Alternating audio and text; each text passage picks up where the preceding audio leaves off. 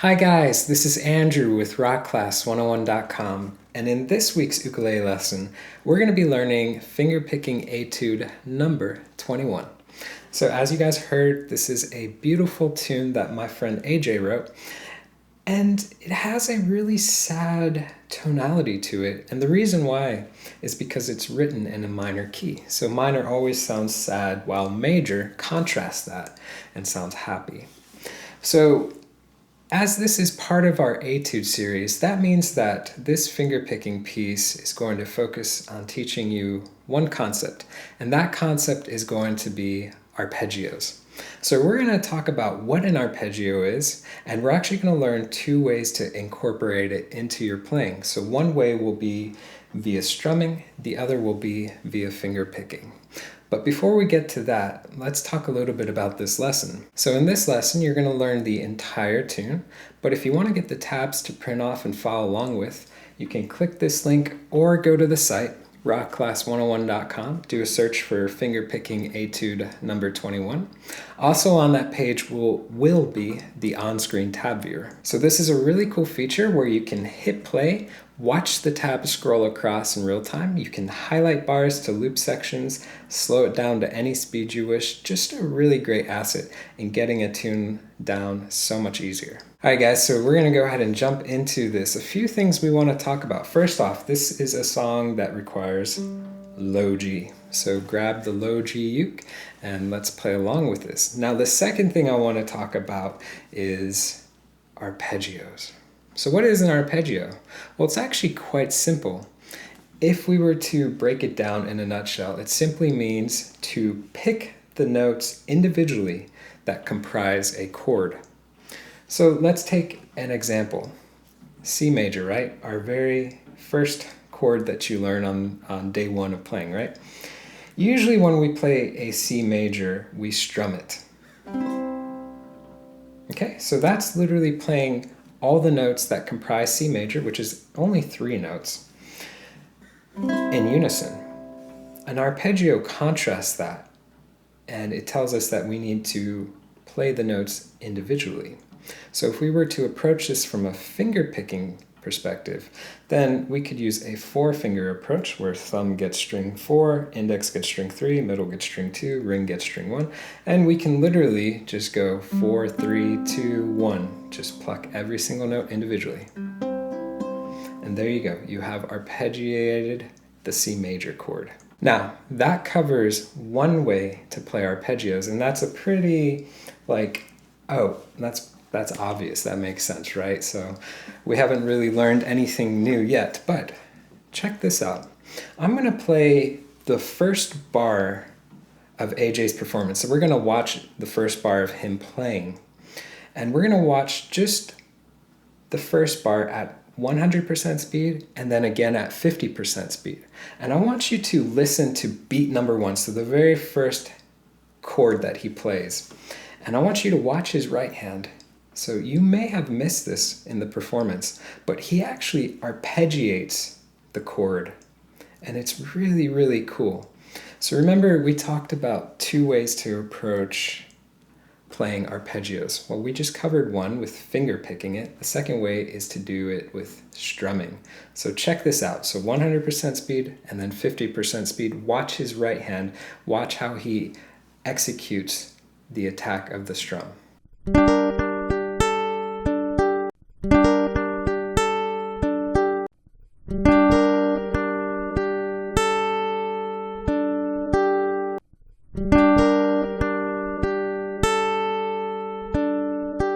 So did you miss that when you watched the performance? It's really, really neat, and it's a really cool take on how to pluck strum a chord, so keeping with this arpeggio theme. So what is he doing exactly? Well, it's actually quite simple. He's doing what we just covered, which was, let's actually do this. Let's make the first chord in the tune, which is G minor. So to make this chord, take the middle finger, put it on the 2nd fret of string 3, ring goes on the 3rd fret of string 2, index is the 1st fret of string 1, and the G remains open. So we have a really sad minor chord. So to do this, he's literally doing what we just did, which was placing each finger to its own string and literally going one at a time.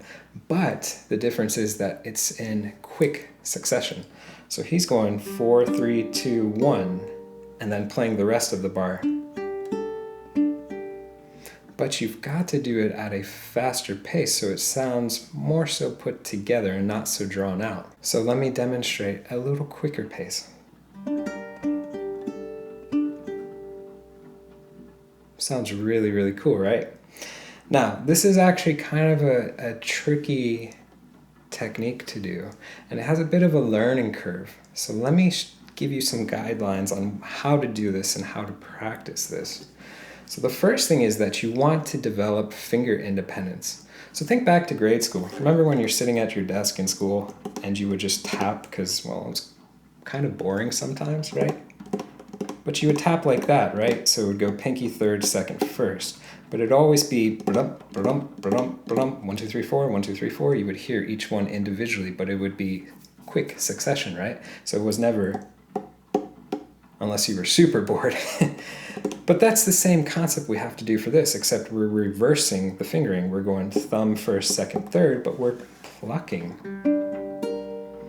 Okay, so the first step is to gain finger independence. So we need each finger to move one at a time, but we also need to work on developing quickness. So thumb 1st, 2nd, ring.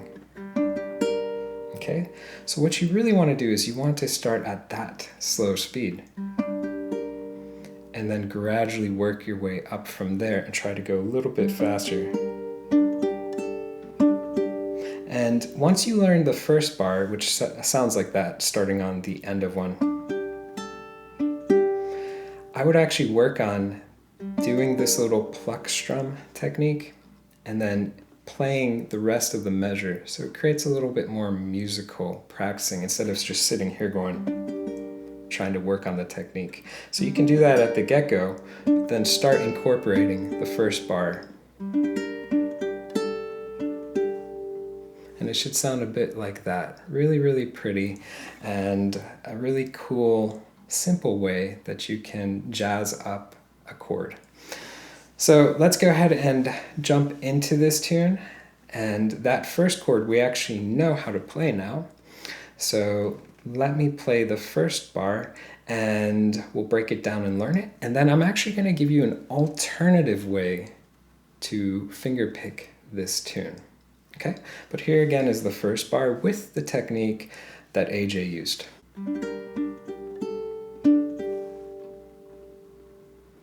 Okay, so he's got the arpeggio pluck strum for the first hit. So we are going to execute that technique, and then we're going to start plucking out of the chord. So we're arpeggiating out of the chord. So you're going to play string 2, string 3, and then at this point lift the index up, play the open A. Now that note is actually going to get held a little bit longer, so it's going to get tied into beat 3. So you have the pluck strum for the beat 1, and then on the end of 1, and 2, and you're going to hit string 3, 2, 1. So we have 1 and 2 and. So that end of 2 gets held out into beat 3. Then you're going to hit string 3 and then string 2. So you hear brum ba da da da da, 1 and 2 and 4. So you're going to hold that one out. Hold. That last note actually lasts a quarter note as well. So 1 and 2 and 3 and 4. So that's our rhythm hits. Now if you're new to counting rhythms, I would highly encourage you to check out our introductory lesson. I'll put a link in the description box below to understanding rhythmic notation. But honestly, there is no better way to really understand how rhythm and timing connects than to learn to read standard notation. And we have a full-length course that teaches you how to do so. Now, I mentioned there's an alternative way that you can fingerpick this, and this is actually a cool idea. So you could learn this song and play it with the arpeggio and 4-finger picking approach that we've covered thus far. But you could also get more mileage out of this tune by trying a different finger picking approach that uses only 2 fingers. So you can double dip, so to speak, out of this tune. And that's going to sound like this. And listen to how it changes the overall tone characteristic of the song. So I'll play with the 2-finger approach.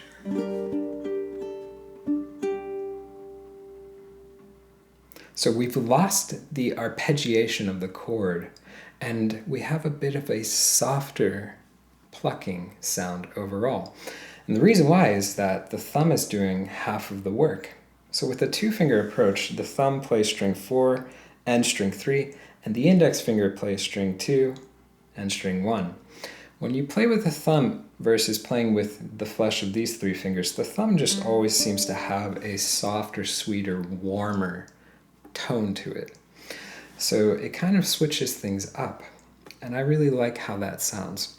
And that's probably how I'm going to be playing throughout this tune and teaching you guys, because this is a lot more my style for if I was to approach playing this in a performance. But I would suggest working on both approaches. Again, you can get double the mileage out of this tune. You learn the tune once, you have 1 finger picking approach to work on, or 1 finger picking approach to use for playing it, and then you get another finger picking approach to use for playing it. Really, really useful stuff. And you can even switch, you can jump between both as you're practicing. So kind of a cool little idea.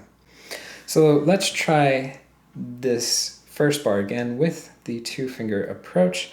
And again, the thumb just plays everything that would be a strum, and then it plays everything that's on string 4, string 3, and index plays everything that would be string 2, string 1. One last tip too, if you are going to use the 2-finger finger picking approach, I would actually recommend anchoring the ukulele with these 2 fingers, so 3rd and pinky. So if you watch me play a little bit, you can see that I can keep stability in my right hand and help stabilize the uke by just placing these 2 fingers directly underneath the sound hole. So just follow the sound hole down to where this uke curves, probably the upper part of the curve, not directly where it curves, but more upward part.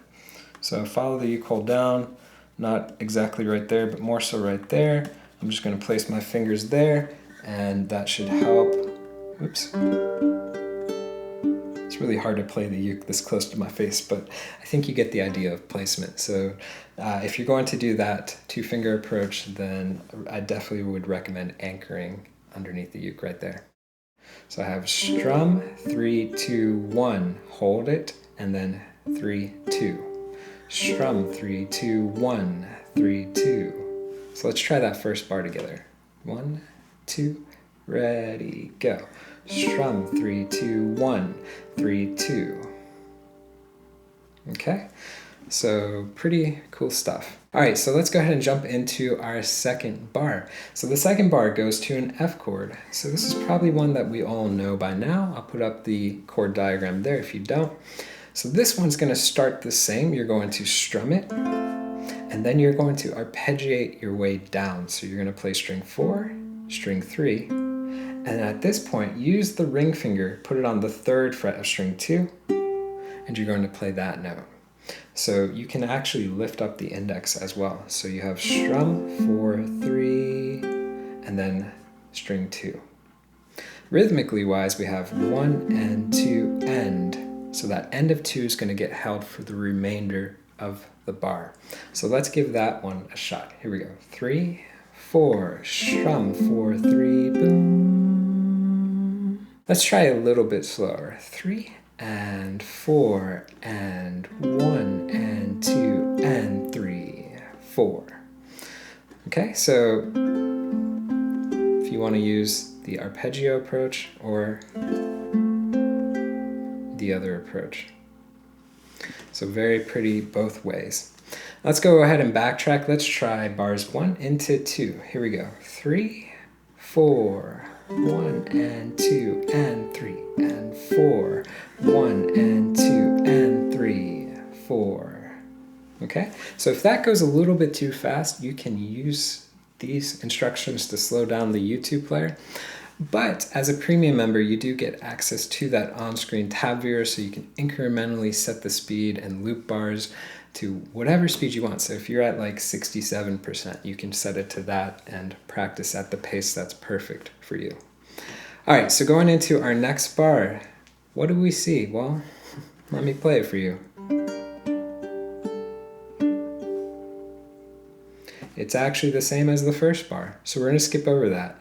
Going into our fourth bar, it's going to be where we left off for the second bar. So remember, we started with an F, and then we put our ring finger on the 3rd fret of string 2. This is going to be an F add 9. So for this bar, you're going to start with a strum of 4 to 2. So if you were doing the arpeggio way, you're just doing thumb first, second. If you're doing the other way, just strumming 4 to 2 with your thumb. So for this one, let me play the bar for you, and actually we'll get a good reference of how it sounds, and then we'll break it down. It has one tricky thing. This is actually the hardest bar in the tune. Well, second hardest bar in the tune. Sounds like this.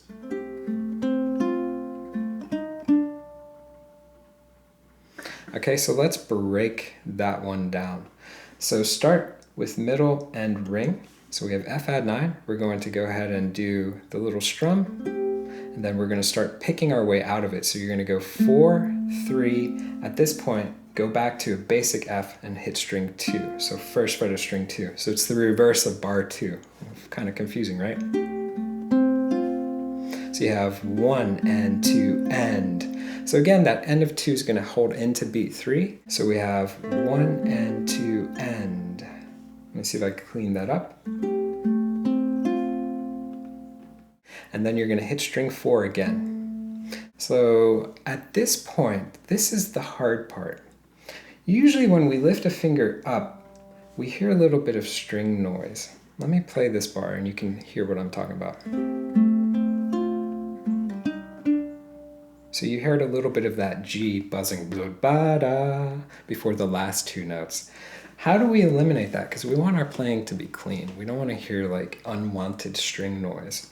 So there's actually a trick. I want you to watch my thumb. It's going to touch string 4 after I play the end of 3. And it's going to essentially mute that while I play the last couple notes to end the bar. Sounds like this.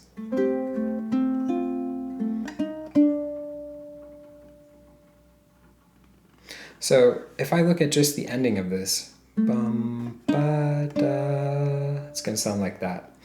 So start with the F chord in shape. The end of 3 hits string 4 by itself. At this point, you're going to lift the middle finger up, but also touch string 4 to mute it with your thumb of the right hand.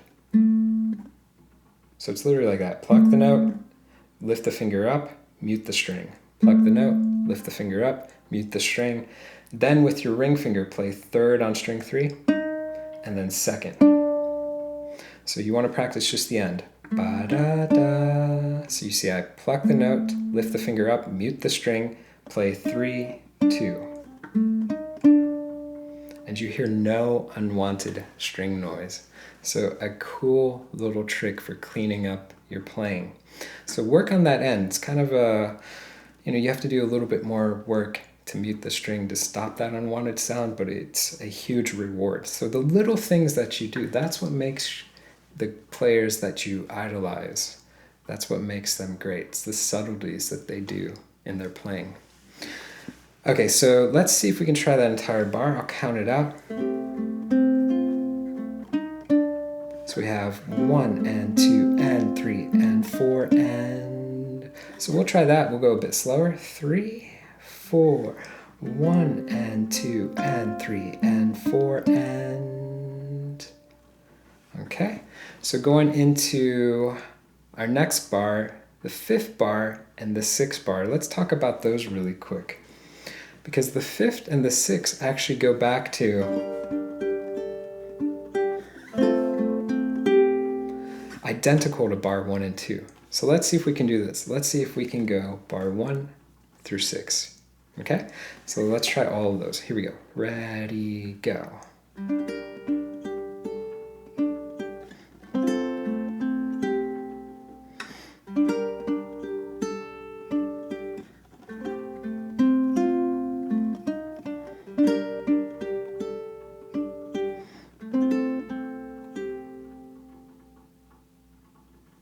Okay, so I played the 6th bar a little bit incorrect, right? That's actually a good thing to point out.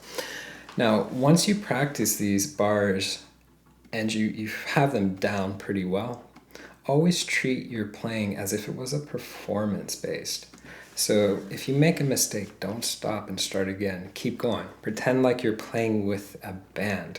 The band does not stop if you make a mistake. They keep playing, right? So always know where you're at in the music. That's why timing was really important. Know where you're at so that you can continue. So if you mess up, you can jump back in, but never ever stop. That's a surefire way, especially if you're playing solo, for someone to go, hey, that person messed up, you know?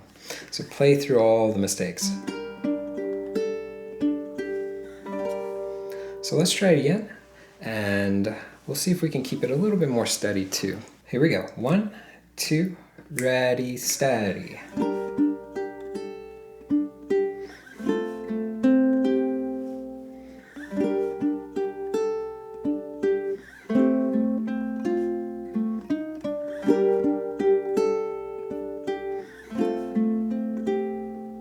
Now, the first time through when I demonstrated too, timing was a little loose as well. I could hear that timing was a little bit loose, and that's okay. Actually, if you listen to AJ's performance again, if you were to try to tap along, you know, the second time I demoed it, it was pretty much in time. But the first time, if you were to tap along, you know, it's a little loose, and that actually works really well for this tune. It's called rubato.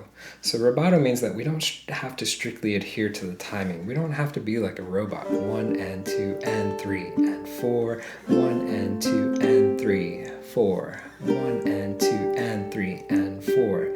This song actually works well if you are a bit loose with the timing.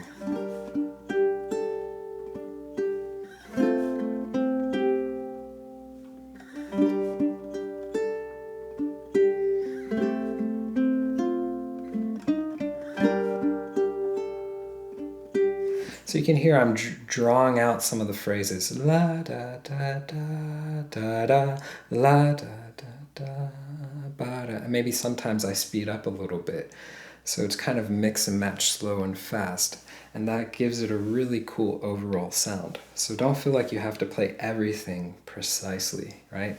Try and take it and interpret it as you feel it. All right, so let's look at the last couple bars, and this will complete the first melody A. So bar 7 and 8. We'll look at 7 first. Sounds like this.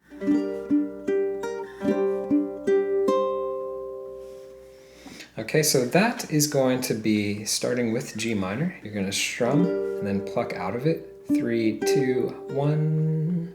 After that, all you're going to do is lift the index finger up. We don't need it anymore. Take the pinky, put it underneath the ring, so it's 3 on string 1. Strum all 4 and play the same picking down. String 3, string 2, string 1. So strum 3, 2, 1, strum 3, 2, 1. So we have G minor to G sus 4. So let's give that bar a shot. It's all 8th notes, pretty simple. Ready, go. 1 and 2 and 3 and 4 and... Nice.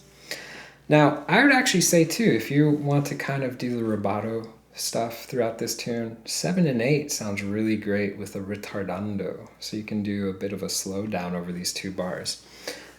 I think that gives it a really cool sound.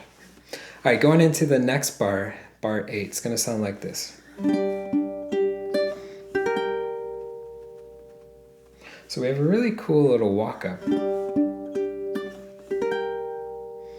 So G5, think of your basic G. Make the basic G. Lift the ring up, put the middle where it was, and then put pinky on 5 on string 1. So we're going to strum all 4, and then again play 3, 2, 1. So we have 1 and 2, and at this point we have a bit of a jump. So we're going to go middle 7 on string 3, index 6 on string 2, pinky 10 on string 1.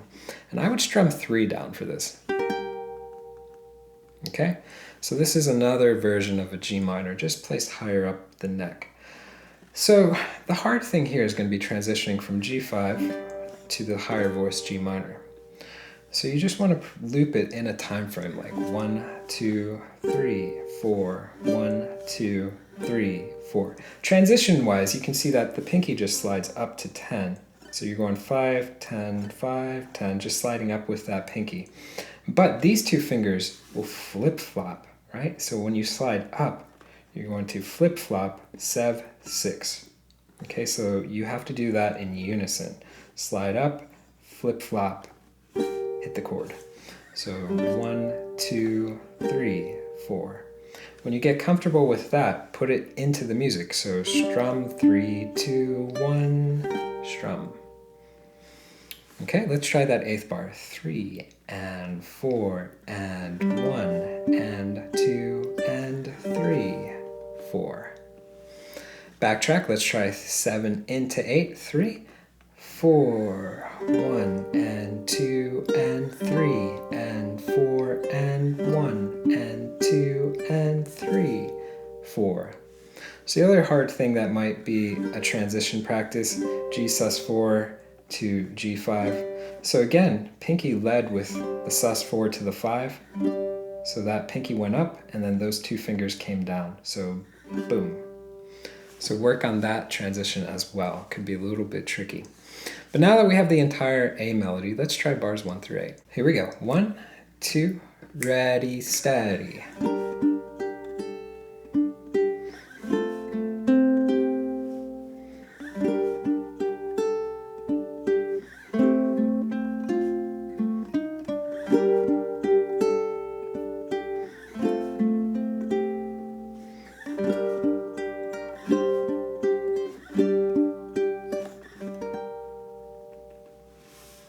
Okay, and again, I think 7 to 8, you could do a little bit of retardando. Sounds kind of cool.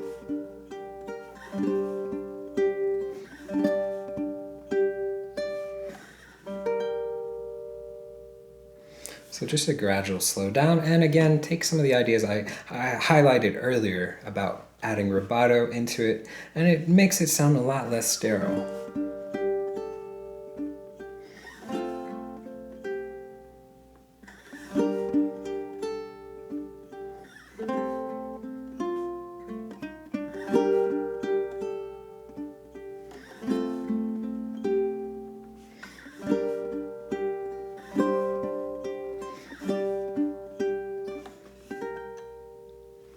So it just gives it a little bit more feeling, right? So let's go ahead and take a look at our second section. So we're going into melody B. So melody B again will be 8 bars in length, and it's a cool walk down.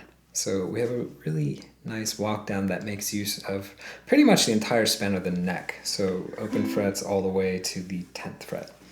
So the chord we left off on, this little G minor that's up higher, we're starting exactly there. So the last hit of bar 8 was supposed to be strumming 3 down, which I hit all 4, I think, every time, but it should strum 3 down. Because the first hit of this 9th bar is going to be strumming 4 down, so it gives it a nice little variation. So remember I talked about subtle changes? That's one of them. So if you end with 3 down and you start with 4 down, you get a bigger, fuller sound for the start of the B melody. So here's what the first bar sounds like. Okay, so let's break that one down. So we're going to strum the chord, and then we're going to go strum 3, 2, 1, hold it into beat 3, and then 2, 3, 1 and 2 and 3 and 4. Okay, let's give it a shot. Ready, go. Strum 3, 2, 1, 2, 3. Nice. Now keep these fingers in place, second and first. Lift the pinky up. Put the ring on the 8th fret of string 1. Gonna strum all 4 and do the exact same rhythm and right hand. This is the 10th measure. Okay, so we have strum 3, 2, 1, 2, 3. All right, so this is a G minor 7. Let's give it a shot, this bar together. 3, 4, strum 3, 2, 1, 2, 3. Nice. So those two bars together start with pinky on 10. Ready, go. Strum 3, 2, 1, 2, 3. Strum 3, 2, 1, 2, 3. Nice. After this, we're going to that same shape as the staircase E minor. But if you move it up the neck to 7, 6, 5, becomes a G minor, and we can hit the open G as well. So if you're new to moving chords up the neck until they become other chords, check out this lesson on the caged method, a really great tool to learn. Because, let me give you an example. Say you're at a jam playing with a buddy, and you're playing a song and it's got just a C chord, let's say just one chord for now. So he's jamming on a C, and what do? You most of the time usually just play that same C, but if two people are playing the same C, then it sounds like two people playing the same C, right? You could be different. You could take that G chord shape, move it up the neck till it becomes a C, and you could play that pretty high-voiced C against his low-pitched C, and you create a harmony. So you can be different and you can add to the music. So that's one of the benefits of learning the caged method. So again, I'll link it in the description box below. Very, very useful concepts to learn. All right, so this 11th bar, we're playing out of the staircase, and it's actually the same right hand and rhythm as the previous two bars. So strum 3, 2, 1, 2, 3. So everything remains identical. 1 and 2 and 3 and 4. Okay, so remember 7, 6, 5. Let's give it a shot. Here we go. Ready, go. Strum 3, 2, 1, 2, 3. Nice. Going to our next chord. It's going to be an F over G. So again, we just talked about the caged method. If you take a basic D and you move it up a step and a half, it becomes an F. But we're going to use a bit of different fingering for this. So we're going to use middle for 5 on string 3. Ring goes 5 on string 2. Index 3 on string 1. And we're actually going to have a G in the bass. So it's going to be an F over G. So it's a slash chord, which just means you're playing an F, which is 3 down, with a G in the bass. So this bar, as you probably guessed, identical to the others. So strum 3, 2, 1, 2, 3. All right, let's give it a shot. Ready, go. Strum 3, 2, 1, 2, 3.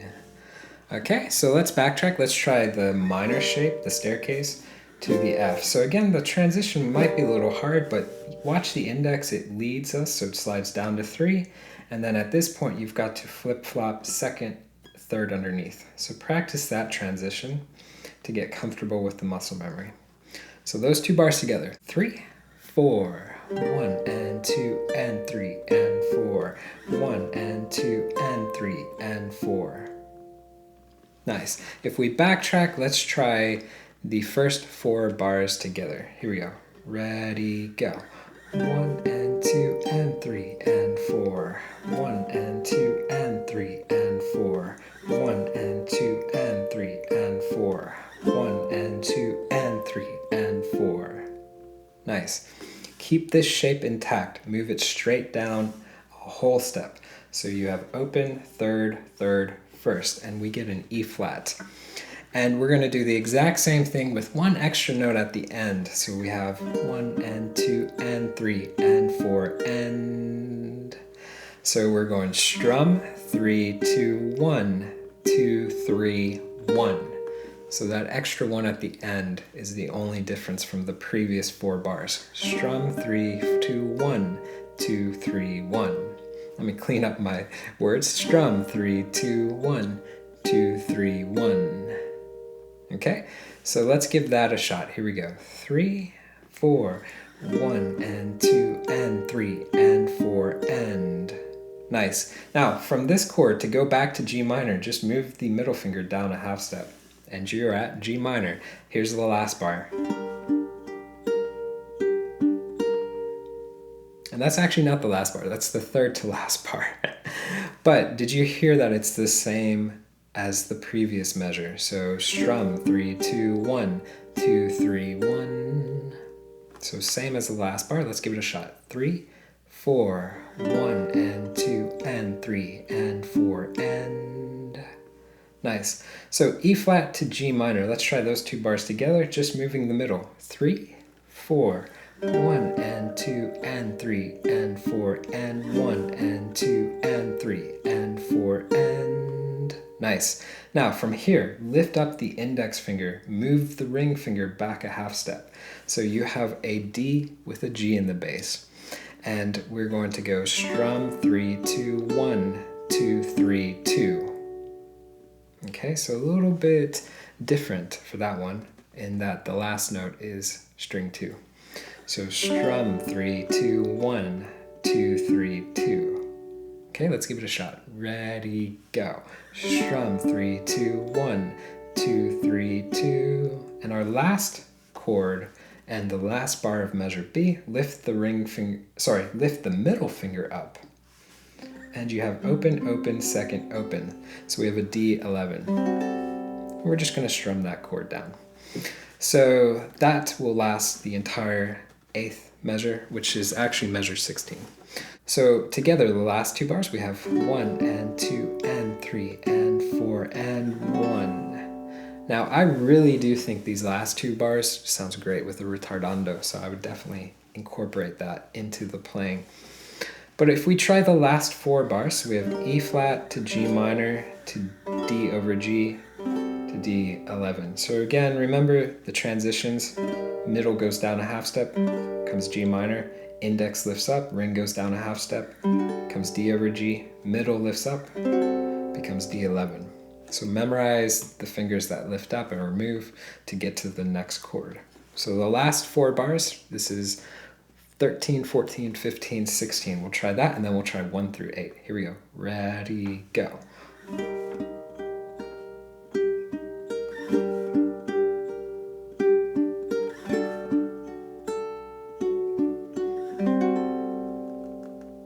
Okay, now 1 through 8, so entire thing. 1, 2, ready, go.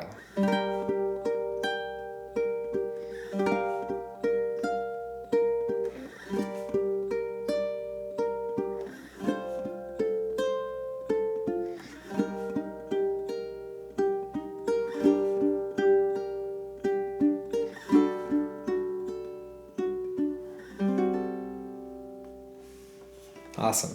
So remember, take it and make it your own. So you want to add a little rubato, you want to play it in time, do you want to do a retardando for the last couple bars? You know, take it and throw in ideas and create your own spin on it. That's how you get a sound all your own.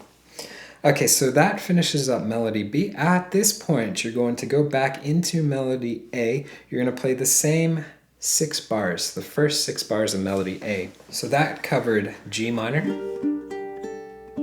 F, G minor, F add 9, back to G minor, back to F. Okay, at that point you're going into the outro. So 2 bars to finish it, sounds like this.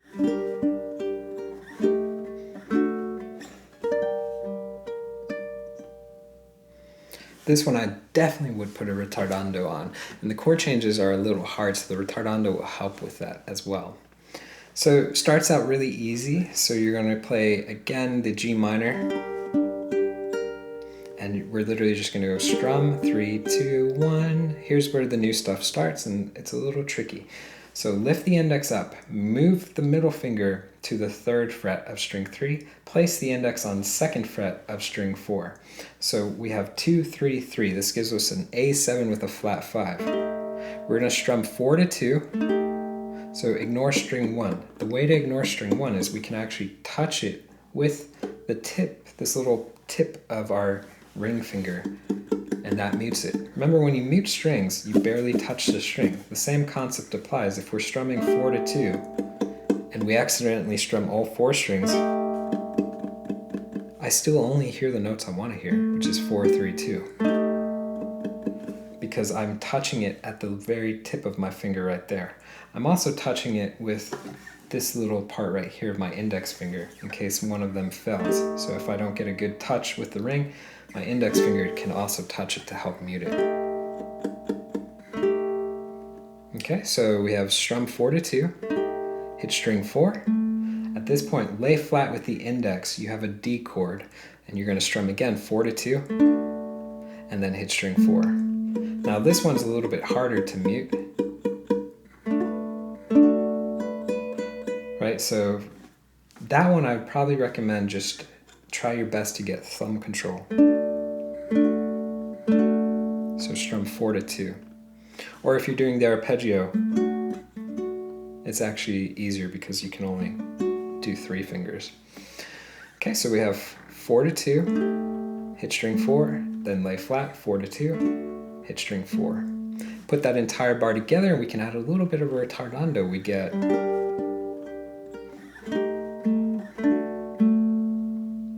okay, let's give it a shot. 3 and 4 and strum 3, 2, 1, strum 4, strum 4. At this point, you can take that index or the middle finger, whichever one's more comfortable, lay it flat on the 10th fret, strings 1, 2, and 3. Strum that, and then just walk straight down. 4, 3, 2, 1. So we have an open G, right? So strum 4, 3, 2, 1. And that's it, you're done. If you put those 2 bars together,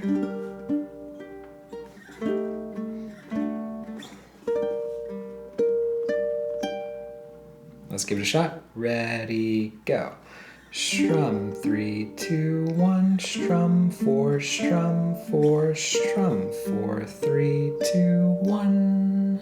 Done. Okay, so that's the entire tune. So we learned a lot in this, kind of a cool little etude focusing on arpeggios. So we learned 2 ways to approach arpeggios. One was strumming technique, one was finger picking technique. We also learned an alternative way to finger pick this tune, which involved just using 2 fingers. So yeah, we got a lot of mileage out of this tune, I would say. I think it's a really pretty one, and it also is good at breaking away from only playing in the beginning of the neck, because that whole B melody utilized the majority of the span of the neck. So kind of cool concept, a little bonus in that regard too. But guys, I do want to remind you, if you want to get the tabs to print off and keep for your records, you can do so at this link, or you can go to the site rockclass101.com, do a search for Fingerpicking Etude number 21. Don't forget too that on-screen tab viewer is on that page, so that interactive tab player where you can hit play, watch the tabs scroll across in real time. You can highlight bars to loop sections, slow it down to any speed you wish. Just a really great tool for learning this song so much easier. That's also on that page as well. So guys, I hope you enjoyed this lesson, and I will see you in the next one. Take care.